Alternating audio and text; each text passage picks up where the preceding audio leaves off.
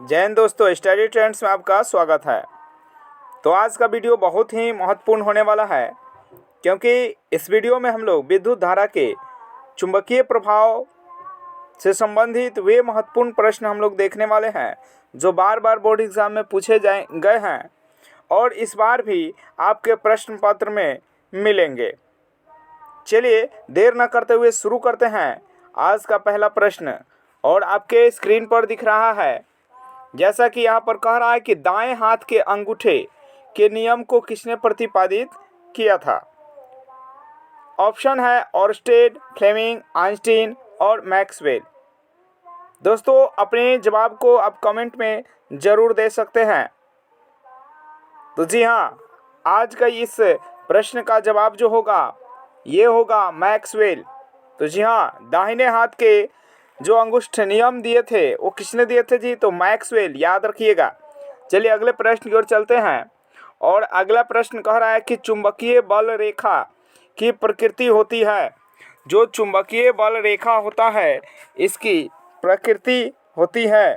तो इसकी प्रकृति क्या होती है जी? तो वास्तविक होगी। क्या होगी? वास्तविक होती है। चलिए अगले प्रश्न को चलते हैं। और अगला जो प्रश्न है वो कह रहा है कि 1 किलोवाट घंटा होता है। चलिए अपने जवाब को आप कमेंट बॉक्स में ज़रूर दें। तो जी हाँ, आपने बिल्कुल सही कहा और ये जवाब है कि 3.6 गुने 10 के पावर 6 जूल। तो चलिए अगले प्रश्न की ओर चलते हैं। और अगला प्रश्न कह रहा है, अगला प्रश्न है कह रहा है कि यदि नरम लोहे को धारावाही कुंडली के गर्भ में रख दिया जाए तो क्या बनता है। ऑप्शन है सामान्य चुंबक, ऑप्शन बी है विद्युत चुंबक, और ऑप्शन सी है कोई चुंबक नहीं, और ऑप्शन डी है इनमें से कोई नहीं। तो चलिए अपना जवाब कमेंट बॉक्स में ज़रूर दें। जी हाँ, बिल्कुल सही। इससे क्या बनेगा जी? तो विद्युत चुंबक बनेगा। क्या बनेगा? विद्युत चुंबक बनेगा। चलिए यहाँ से प्रश्न पूछता है कि नर्म जो लोहे से क्या बनता है। तो क्रोड जो होता है नर्म लोहे का ही होता है। ऐसे पूछता है प्रश्न कि क्रोड जो होता है किस प्रकार के लोहे से बनता है। तो क्या कहिएगा? नर्म लोहे से बनता है। चलिए अगले प्रश्न की ओर चलते हैं। और अगला प्रश्न कह रहा है, अगला प्रश्न है कह रहा है कि विद्युत फ्यूज काम करता है। तो देखिए फ्यूज जो होता है वो भी हीट हो जाता है। इसका मतलब क्या है जी? तो विद्युत धारा के चुंबकीय प्रभाव पर कार्य करेगा, या विद्युत धारा के ऊष्मीय प्रभाव पर कार्य करेगा, या विद्युत धारा के रासायनिक प्रभाव पर कार्य करेगा। तो आपको पता है कोई भी चीज़ जो गर्म हो उसमें से ऊष्मा निकले वो विद्युत धारा के ऊष्मीय प्रभाव पर कार्य करता है। इसलिए हमारा जो ऑप्शन होगा ऑप्शन ए बिल्कुल सही जवाब होगा। चलिए अगले प्रश्न की ओर चलते हैं। और जो अगला प्रश्न है वो कह रहा है कि विद्युत धारा उत्पन्न करने की युक्ति को कहते हैं। तो देखिए ऑप्शन में दिया है जनित्र, ऑप्शन बी दिया है गैल्वेनोमीटर, ऑप्शन सी दिया है एमीटर, और ऑप्शन डी दिया है मोटर। तो विद्युत धारा कौन उत्पन्न करता है? विद्युत धारा उत्पन्न कौन करता है? जनित्र यानी कि डायनेमो जो होता है इसका काम क्या होता है जी? तो डायनेमो का जो काम होता है वो आप देखते हैं पहले जो डायनेमो लगाए जाते थे वो साइकिल के जो चक्के होते थे वहाँ पर लगाया था, जिसके कारण से जो चक्का होता था उसमें से घिसकने के बाद और आगे जो बल्ब होता था वो ललका जो लाल वाला बल्ब होता था आगे साइकिल के हैंडल के नीचे लगा हुआ रहता था।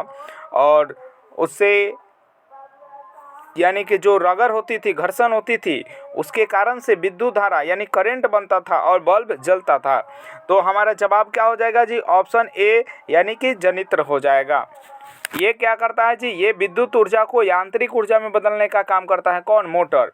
विद्युत मोटर का काम होता है विद्युत ऊर्जा को यांत्रिक ऊर्जा में बदलने का। और जो जनित्र होता है वो यांत्रिक ऊर्जा को किस में बदलता है जी? तो विद्युत ऊर्जा में बदलता है। चलिए अगले प्रश्न को चलते हैं। और अगला प्रश्न कह रहा है कि बैटरी से किस प्रकार की धारा प्राप्त होती है। तो देखिए बैटरी जो होता है वो बैटरी से दिष्ट धारा प्राप्त होता है। कौन सी धारा होता है जी? तो दिष्ट धारा यानी कि डीसी का कह सकते हैं। दिष्ट धारा को ही क्या कहा जाता है जी? तो डीसी कहा जाता है। चलिए अगले प्रश्न की ओर चलते हैं। और अगला प्रश्न कह रहा है कि विद्युत फ्यूज विद्युत धारा के किस प्रभाव पर कार्य करता है। अभी कुछ देर पहले आपको बताया था कि जो भी चीज़ जो गर्म होकर ऊष्मा दे वो ऊष्मीय प्रभाव पर कार्य करेगा। चलिए अगले प्रश्न की ओर चलते हैं। और अगला प्रश्न है वो कह रहा है कि विद्युत फ्यूज बचाता है, क्या आदि से बचाता है जी। विद्युत जो फ्यूज होता है वो किस चीज़ से बचाता है, तो वो लघु पतन में बहने वाली उच्च धारा के खतरे से हमको क्या करता है जी, बचा देता है।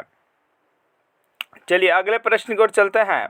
और अगला प्रश्न कह रहा है कि घरों में विद्युत से दुर्घटना के कारण किस कारण से होता है, यानी कि घरों में जो विद्युत से दुर्घटना होती है वो किस कारण से हो सकती है।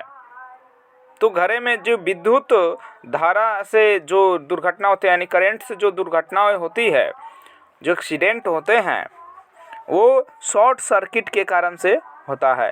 अब बताइए फ्यूज तार से थोड़े करंट लगेगा, शॉर्ट आउट होता है तो शॉर्ट कहते हैं ना कि शॉर्ट लग गया था इसलिए करंट यहाँ पर लग गया, यानी शॉर्ट सर्किट कह सकते हैं। चलिए अगले प्रश्न की ओर चलते हैं। और अगला जो प्रश्न कह रहा है कि फ्लेमिंग के वाम हस्त नियम, कौन वाम मतलब बायां हाथ का नियम में अंगूठा किस दिशा को संकेत करता है। चलिए जवाब दीजिए कमेंट में। ऑप्शन ए है धारा का, ऑप्शन बी है चुंबकीय क्षेत्र का, ऑप्शन सी है बल का और ऑप्शन डी है इनमें से कोई नहीं। जी हाँ, बिल्कुल सही जवाब दिया आपने। यहाँ पर क्या हो जाएगा जी, बल का। क्या हो जाएगा, बल का। चलिए अगले प्रश्न की ओर चलते हैं।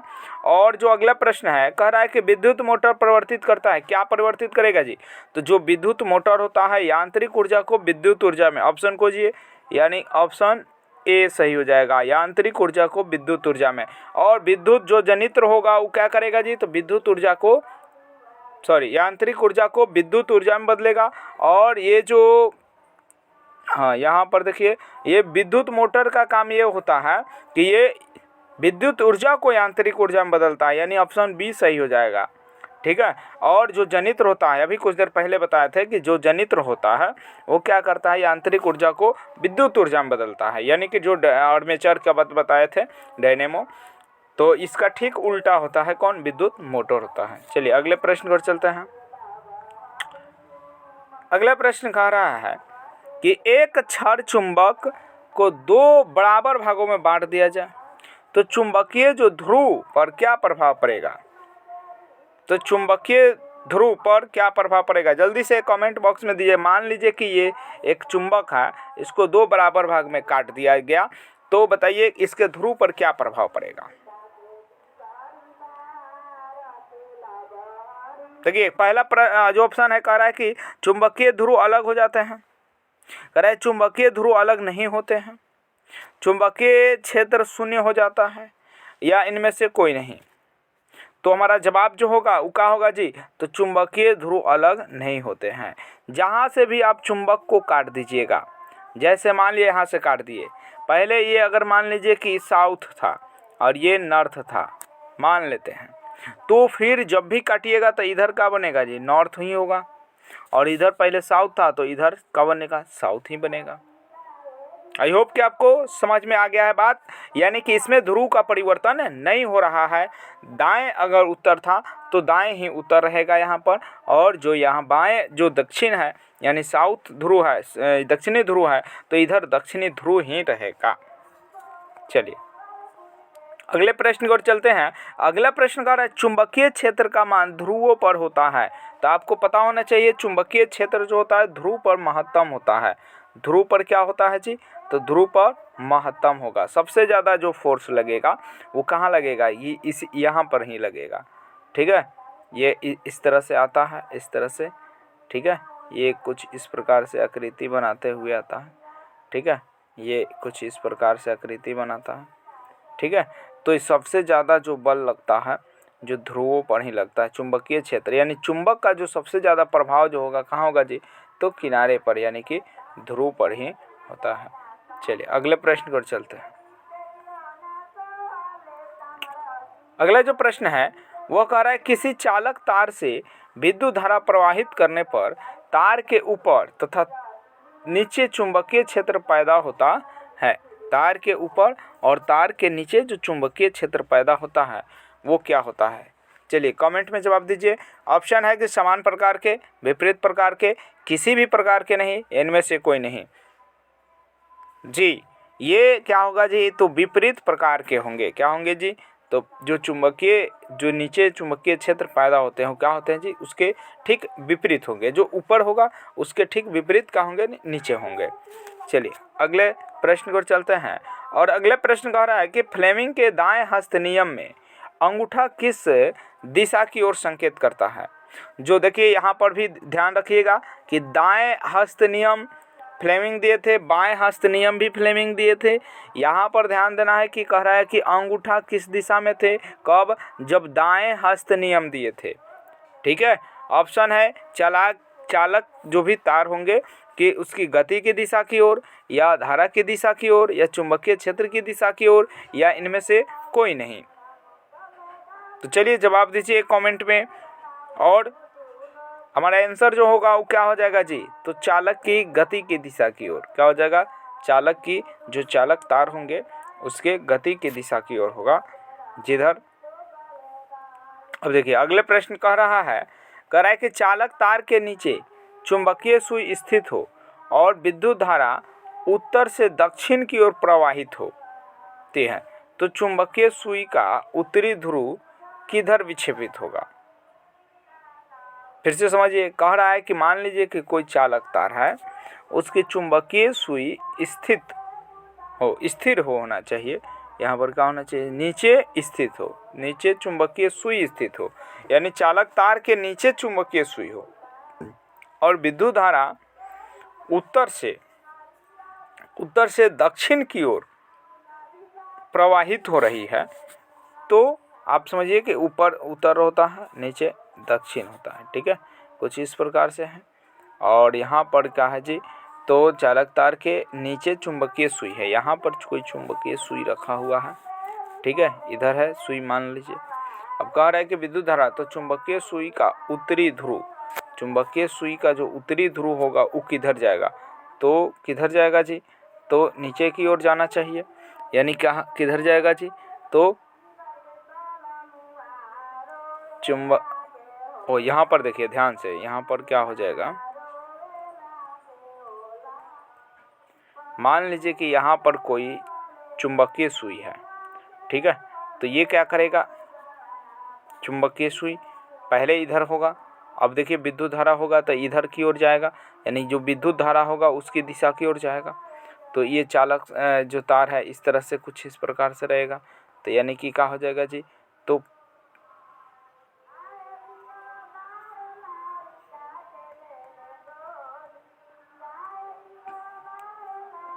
इधर है ना, तो ये इधर जाने का प्रयास करेगा। देखिए इसका जवाब जो होगा ये पूरब की ओर होगा। जवाब क्या होगा जी? तो पूरब दिशा की ओर होगा। ठीक है, जवाब याद रखिए पूरब दिशा की ओर होगा।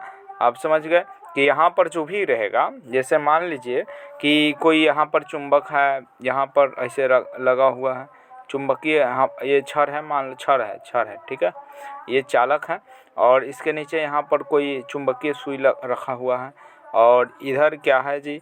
तो ये उत्तर है और नीचे हमेशा याद रखिएगा दक्षिण होता है, इधर पश्चिम होता है और इधर पूरब होता है। ठीक है, अब मान लीजिए कि चुंबकीय यहाँ पर करंट जाएगा।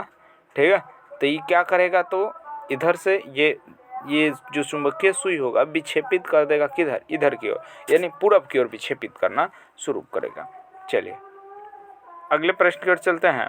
और अगला प्रश्न कह रहा है कि ओरस्टेड के प्रयोग में चालक तार के नीचे चुंबकीय सुई रख दिया जाए, चालक तार के नीचे चुंबकीय सुई रख दिया जाए और तार में विद्युत धारा दक्षिण से उत्तर की ओर अगर प्रवाहित किया जाए, तो सुई का उत्तरी ध्रुव किधर विक्षेपित होगा? सुई का जो उत्तरी ध्रुव है वो किधर होगा? तो यहाँ पर देखिए ये ओरस्टेड के प्रयोग में चालक तार के नीचे चुंबकीय सुई रख दिया गया और तार में विद्युत धारा दक्षिण से, या उसमें देखिए कि उत्तर से दक्षिण की ओर था और इसमें कह रहा है कि दक्षिण से उत्तर की ओर, तो यहाँ ठीक उल्टा बदल जाएगा, यानी कि उसमें पूरब था और इसमें आंसर क्या हो जाएगा जी? तो पश्चिम। तो आंसर पश्चिम दिशा की ओर हो जाएगा, याद रखिएगा। चलिए अगले प्रश्न, ये यहाँ पर देखिए ध्यान कहाँ देना है, तो ध्यान इधर देखना है, दक्षिण से उत्तर की ओर। ठीक है, दक्षिण से उत्तर की ओर धारा को प्रवाहित किया जाता है, तो क्या करेगा, इधर विक्षेपित करेगा, यानी पश्चिम की ओर विक्षेपित करेगा।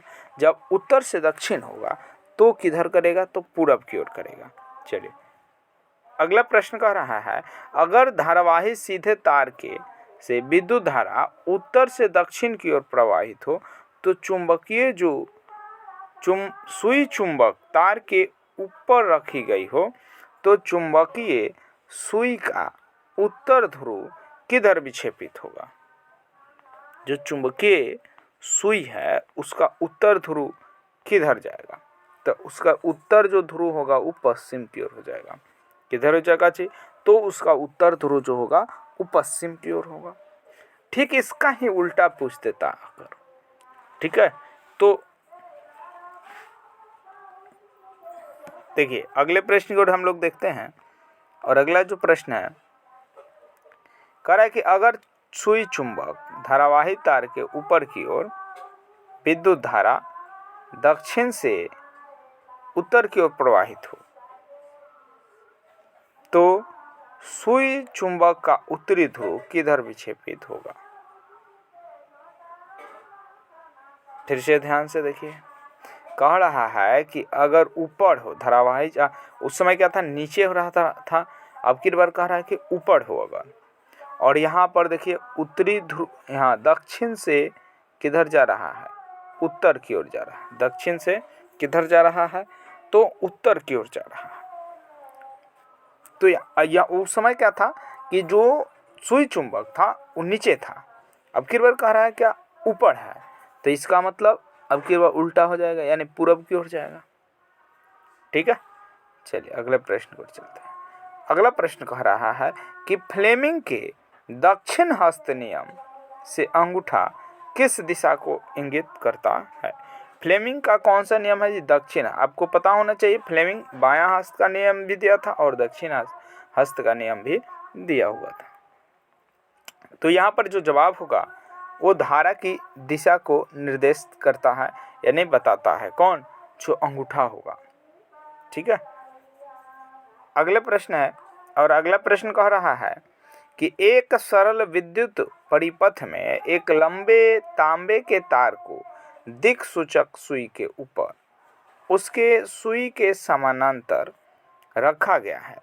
जब तार में विद्युत धारा की दिशा उत्क्रमित होती है तो दिक् सूचक के सुई में धारा होगा। जो दिक् सूचक होंगे, जो दिशा को बताने वाले को दिक् सूचक कहते हैं। दिशा बताने वाले को क्या कहते हैं जी, तो दिक् सूचक कहते हैं। तो कह रहे कि दिक् सूचक के सुई में धारा होगा, यानी धारा किस दिशा में होगा, कह रहे कि विपरीत दिशा में, ज्यों का त्यों रहेगा, या ए और बी दोनों नहीं, धारा जो होगा वो किस दिशा में होगा जी, तो विपरीत दिशा में हो जाएगा, उसके ठीक विपरीत दिशा में होगा।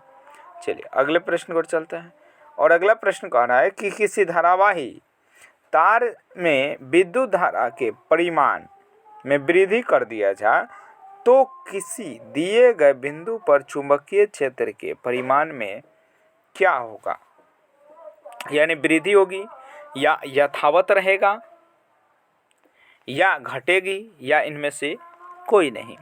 चलिए कमेंट में आंसर दीजिए। जी हाँ, बिल्कुल सही है। क्या होगा जी, तो यह इसमें वृद्धि होगा। क्या होगा, तो इसमें चुंबकीय क्षेत्र के परिमाण में वृद्धि होगा। चलिए अगले प्रश्न को चलते हैं, और अगला जो प्रश्न है, अगला प्रश्न कह रहा है कि किसी चालक से प्रवाहित की गई विद्युत धारा के कारण उत्पन्न चुंबकीय क्षेत्र चालक से दूर जाने पर क्या होगा। जब आप चालक से दूर जाइएगा तो उसका जो चुंबकीय क्षेत्र चालक के दूर जाने के बाद विद्युत धारा के कारण, उसमें चालक से प्रवाहित की गई विद्युत धारा के कारण उत्पन्न जो चुंबकीय क्षेत्र है चालक से दूर जाने के बाद घटना शुरू कर देगा। क्या शुरू करेगा जी, घटना शुरू कर देगा। जितने दूर जाएगा उतने घटेगा। ठीक है। अगला प्रश्न है, फ्लेमिंग के दक्षिण हस्त अंगुष्ठ नियम में चालक में से लपेटी उंगलियां क्या संकेत करती है? जब उंगली को लपेटते हैं तो अंगूठा जो होता है विद्युत धारा की दिशा को बताता है, और जो उंगलियां होती है वो क्षेत्र की रेखाओं की दिशा बताती है। चुंबकीय क्षेत्र रेखाओं की क्या बताती है जी? तो दिशा को बताती है। चलिए अगला जो प्रश्न है वो कह रहा है 1 यूनिट विद्युत ऊर्जा का मान होता है। तो 1 यूनिट में इसके पहले भी सवाल आ चुके हैं, क्या होता है जी? तो 3.6 गुणे 10 के पावर 6 जूल होते हैं। चलिए इसी को 1 किलोवाट घंटा भी कह सकते हैं। अगला प्रश्न है और कह रहा है कि फ्लेमिंग के बाम हस्त नियम, बाम हस्त मतलब बायां हाथ वाला नियम से बाएं हाथ का मध्यमा संकेत करती है। चलिए ऑप्शन देख लीजिए, चालक पर आरोपित विद्युत बल की दिशा को, चुंबकीय क्षेत्र की दिशा को, या चालक में प्रवाहित विद्युत धारा की दिशा को, या इनमें से कोई नहीं। जी हाँ, बिल्कुल सही, चालक में प्रवाहित विद्युत धारा की दिशा को बताता है। कौन? तो जो मध्यमा जो उंगली होती है, ठीक है, 5 उंगली होते हैं, तो उसमें जो बीच वाले होते हैं उसको क्या कहते हैं? मध्यमा कहते हैं। तो ये मध्यमा का काम है कि चालक में कितना धारा प्रवाहित हो रहा है इसकी दिशा बताता है, किधर से धारा जा रहा है इसकी दिशा को बताता है। चलिए अगले प्रश्न की ओर चलते हैं। अगला जो प्रश्न है, अगला प्रश्न कह रहा है चुंबक के भीतर चुंबकीय क्षेत्र रेखाओं की दिशा क्या होती है? चुंबक के भीतर चुंबकीय क्षेत्र रेखाओं की दिशा किधर होती है जी? तो चुंबकीय क्षेत्र रेखाओं की दिशा जो होती है सबको पता है, दक्षिण से उत्तर ध्रुव की ओर होती है। बाहर कैसे होता है? तो बाहर जो होता है उत्तर से दक्षिण की ओर होता है, लेकिन भीतर की बात कह रहा है, इस पर ध्यान दीजिएगा। तो क्या होगा? उल्टा हो जाएगा, यानी दक्षिण ध्रुव से उत्तरी ध्रुव की ओर। चलिए अगले प्रश्न की ओर चलते हैं। और अगला जो प्रश्न है वो कह रहा है कि यदि विद्युत धारा पूर्व से पश्चिम की ओर हो प्रवाहित हो रही हो और पूर्वी सिरे से अवलोकन करने पर, मतलब देखने पर, चुंबकीय क्षेत्र की दिशा तार के लंबवत यानी किधर होगी? वामावर्त होगी, दक्षिणावर्त होगी, कोई निश्चित नहीं है, या इनमें से कोई नहीं। जी हाँ, बिल्कुल सही, यानी क्या होगा जी? दक्षिणावर्त होगा। क्या होगा? दाहिने साइड की ओर हो जाएगा। चलिए अगला प्रश्न की ओर चलते हैं। अगला प्रश्न कह रहा है कि यदि विद्युत धारा पूर्व से पश्चिम की ओर प्रवाहित हो रही है, बह रही है, तो पश्चिमी सिरे से अवलोकन करने पर, मतलब देखने पर, चुंबकीय क्षेत्र की जो दिशा होगी वो किधर होगी? अब फिर क्या कह रहा है कि पश्चिम, इसके पहले वाले में क्या था? इसके पहले वाला में था पूरब से, और इसमें अब फिर क्या कह रहा है जी? तो पश्चिम से। तो ये क्या हो जाएगा जी? तो वामावर्त हो जाएगा। क्या हो जाएगा आंसर? वामावर्त हो जाएगा। चलिए अगला प्रश्न को ध्यान में रखिए। कह रहा है कि किसी पास में विद्युत धारा प्रवाहित करने पर पास के अंदर सभी चुंबकीय रेखाएं क्या हो जाती है? तो पास के अंदर की जो चुंबकीय रेखाएं होती हैं वो एक ही दिशा में होती है। पास के अंदर जो भी सभी जितनी भी चुंबकीय रेखाएं होंगे वो सभी के सभी एक ही दिशा की ओर गति करते हैं, एक ही दिशा की ओर होते हैं, यानी उनकी दिशा एक ही होती है, एक ही दिशा में सब होते हैं चुंबकीय क्षेत्र। अगला प्रश्न कह रहा है निम्न में से कौन सी युक्ति इनमें जिसमें विद्युत धारावाही चालक तथा चुंबकीय क्षेत्रों का उपयोग होता है? अब देखिए, माइक्रोफोन है, ध्वनि वास्तारक यंत्र का है, या विद्युत जनित्र है, या ऑप्शन डी होगा इनमें से सभी? तो ऑप्शन डी ही होगा, यानी इनमें से सभी। माइक्रोफोन में भी चुंबक होता है, जो भी ध्वनि उत्पन्न करने वाले होते हैं, जैसे मान लीजिए स्पीकर हो गया, लाउड स्पीकर हो गया, डीजे हो गया, इसमें भी क्या होते हैं जी? चुंबक होते हैं। विद्युत जनित्र यानी जो भी जो डायनेमो होते हैं, या आप जनरेटर कर दीजिए, जो भी होते हैं उसमें भी होते हैं चुंबक। इसका मतलब क्या हो गया कि इनमें से सभी आंसर हो जाएंगे। चलिए अगले प्रश्न को चलेंगे। अगला प्रश्न कह रहा है कि फैराडे ने बहुत सी क्रांतिकारी खोज की, जिनमें से निम्न में कौन एक है? तो आपको पता होना चाहिए फैराडे ने ये भी खोज किए थे, यानी विद्युत चुंबकीय प्रेरण का भी खोज किए थे, विद्युत अपघटन का भी नियम दिए थे। कौन? फैराडे ने। तो इस तरह से हमारा आंसर हो गया विद्युत चुंबकीय प्रेरण और विद्युत अपघटन के नियम। चलिए अगले प्रश्न की ओर चलते हैं।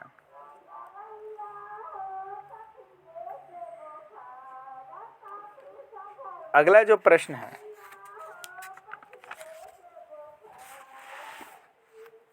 अगला प्रश्न कह रहा है कि लंबी धारावाही परिनालिका, क्या कह रहा है जी? तो लंबी धारावाही परिनालिका के मध्य में क्या हो रहा है? मध्य में चुंबकीय क्षेत्र रेखाएं क्या करती है?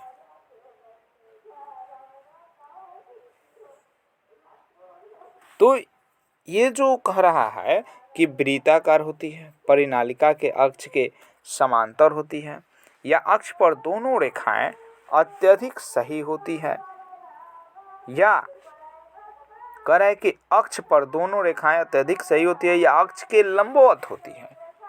कमेंट में जवाब दीजिए। जी हाँ, बिल्कुल सही, यानी कि क्या होगी जी? तो ऑप्शन बी सही होगा, यानी परिनालिका के अक्ष के समांतर होती है चुंबकीय क्षेत्र रेखाएं। चलिए अगले प्रश्न की ओर चलते हैं।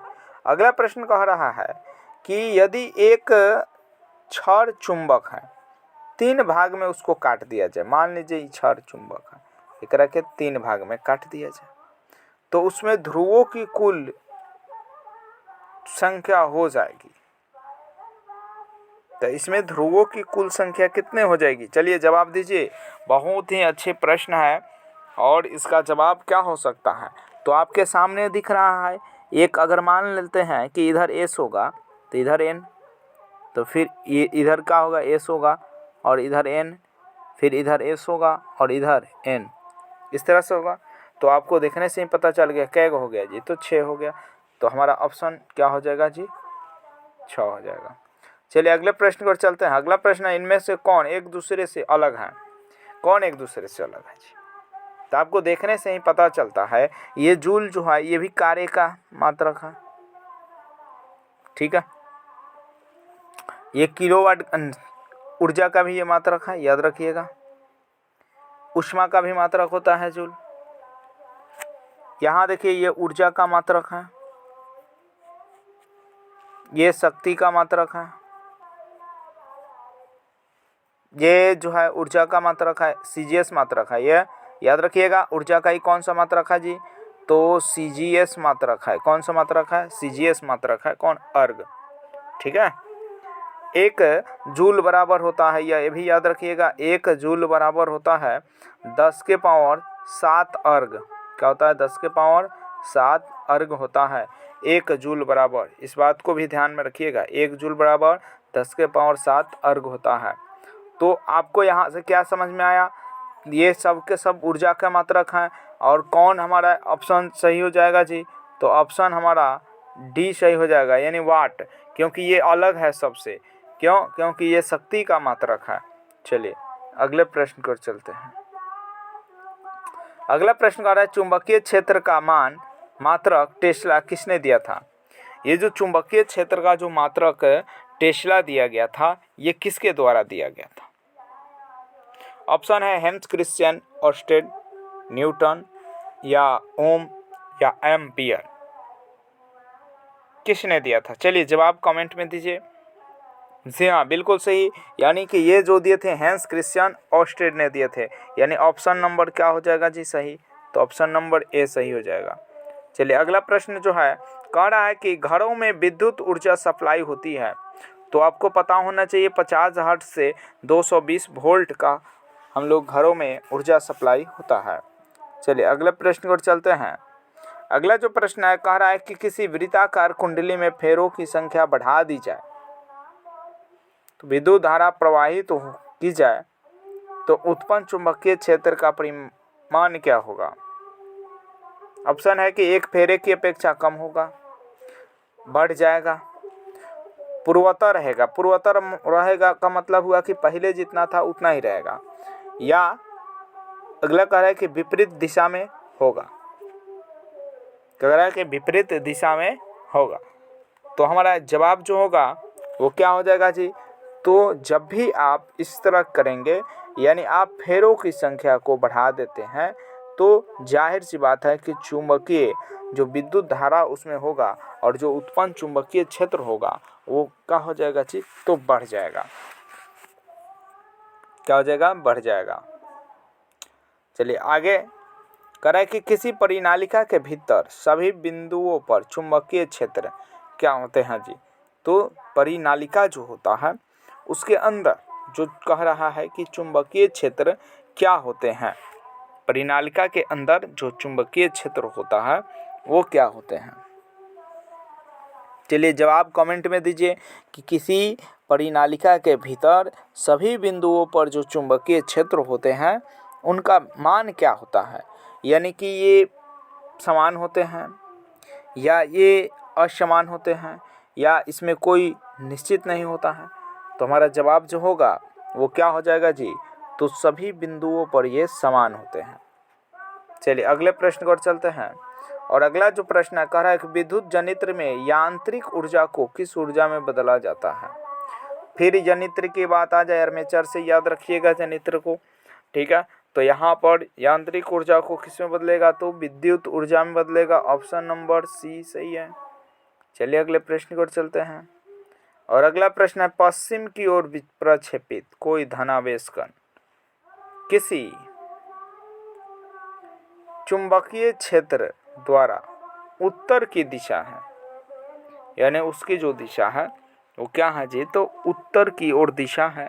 तो अब आपको बताना क्या है? तो कह रहा है कि दक्षिण की ओर होगा, कि पूरब की ओर होगा, या अधोमुखी होगा, या ऊपरमुखी होगा। चुंबकीय क्षेत्र द्वारा उत्तर की दिशा है। तो कह रहा है पश्चिम की ओर प्रक्षेपित कोई धनावेश कण यानी अल्फा कण है किसी चुंबकीय क्षेत्र द्वारा उत्तर की दिशा है। तो क्या होगा जी? तो ऊपरमुखी होगा। जब भी उत्तर की दिशा की ओर होगा तो यानी कि ऊपर की ओर मुख होगा उसका, तभी जाकर इसे हो रहा है। अगला प्रश्न कर रहा है कि किसी प्रोटॉन का निम्नलिखित में से कौन सा गुण किसी चुंबकीय क्षेत्र में मुक्त गति करते समय प्रवाहित हो जाती है। ऑप्शन देखिए, कह रहा है द्रव्यमान एवं वेग, चाल एवं वेग, वेग एवं संवेग, या इनमें से कोई नहीं। तो हमारा जो जवाब होगा वो क्या होगा जी? तो हमारा जो जवाब होगा हो जाएगा चाल एवं वेग। क्या हो जाएगा जी? तो चाल एवं वेग हो जाएगा। चलिए अगले प्रश्न को चलते हैं।